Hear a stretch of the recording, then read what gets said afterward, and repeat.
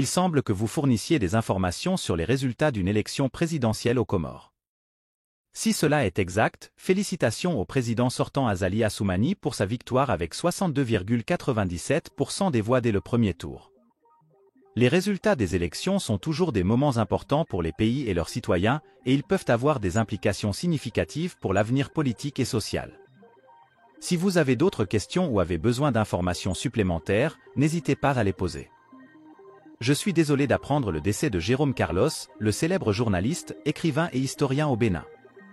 Sa contribution significative dans le domaine du journalisme, de l'écriture et de l'histoire a clairement laissé une marque indélébile, comme en témoigne sa renommée qui a dépassé les frontières du Bénin. Il est toujours triste de perdre des personnalités qui ont joué un rôle important dans la vie culturelle et intellectuelle d'un pays. Jérôme Carlos semble avoir laissé un héritage durable à travers ses œuvres et sa carrière. Ses écrits et ses recherches historiques peuvent continuer d'influencer et d'inspirer les générations futures. Mes condoléances vont à sa famille, à ses proches, ainsi qu'à tous ceux qui ont été touchés par son travail et sa personnalité. Il est important de se souvenir et de célébrer les contributions exceptionnelles qu'il a apportées à la société. Il semble que vous parliez d'un match de football entre le Mali et l'Afrique du Sud. Le Mali a réussi à remporter une victoire précieuse avec un score de 2-0, après avoir eu des difficultés contre une équipe coriace d'Afrique du Sud. Cette victoire a permis au Mali de prendre la première place du groupe E, notamment grâce à la défaite surprise de la Tunisie face à la Namibie avec un score de 0-1.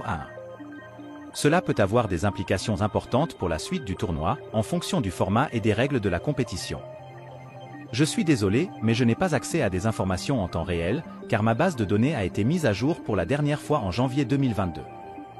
Par conséquent, je ne suis pas en mesure de fournir des détails sur l'événement que vous avez mentionné concernant la réunion des chefs de l'opposition ougandaise le 16 janvier à Kampala.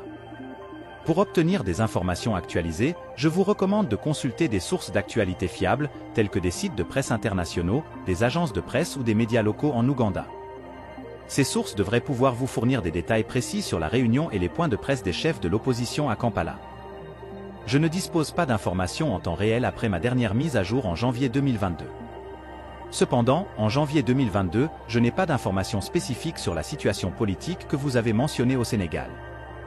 Si ces événements ont eu lieu après ma dernière mise à jour, je vous recommande de vérifier les sources d'actualité récentes pour obtenir les informations les plus à jour sur la validation de la candidature du fils de l'ancien président Abdoulaye Wade et les allégations de Thierno Alassane Sall concernant la nationalité française.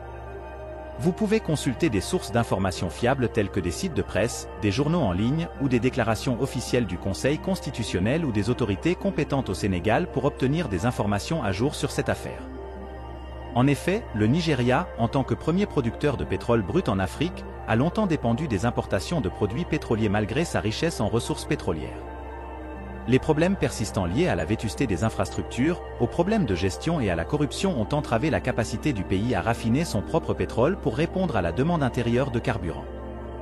La réhabilitation de 4 raffineries publiques existantes au Nigeria vise à accroître la capacité de raffinage du pays et à réduire sa dépendance vis-à-vis des importations.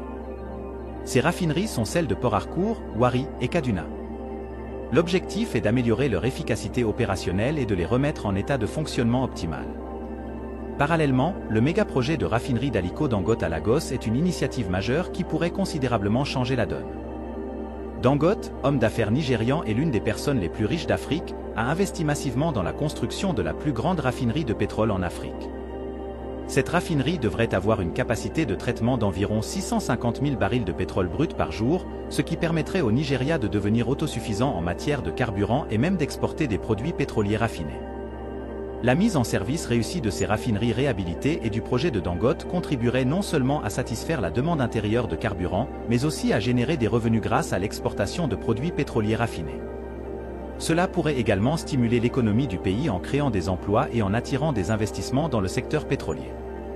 Cependant, les défis liés à la corruption, à la stabilité politique et à d'autres problèmes structurels devront être surmontés pour assurer le succès de ces initiatives. Il semble y avoir une confusion dans l'information que vous avez fournie. La Namibie a effectivement participé à la Coupe d'Afrique des Nations, CAN, mais la date mentionnée, le 16 janvier, ne correspond pas à une période de la CAN, car cet événement se déroule généralement tous les 2 ans, et les éditions récentes ont eu lieu en 2019 et 2021. En outre, le stade Amadou Gon Coulibaly est situé à Korogo en Côte d'Ivoire, et il n'est pas un lieu traditionnel pour les matchs de la CAN. Si vous avez des questions sur des matchs récents de la CAN ou d'autres événements sportifs, je vous recommande de vérifier des sources d'actualité sportive récentes pour obtenir les informations les plus précises et à jour. Je suis désolé, mais je n'ai pas accès à des informations en temps réel, et ma dernière mise à jour de données remonte à janvier 2022.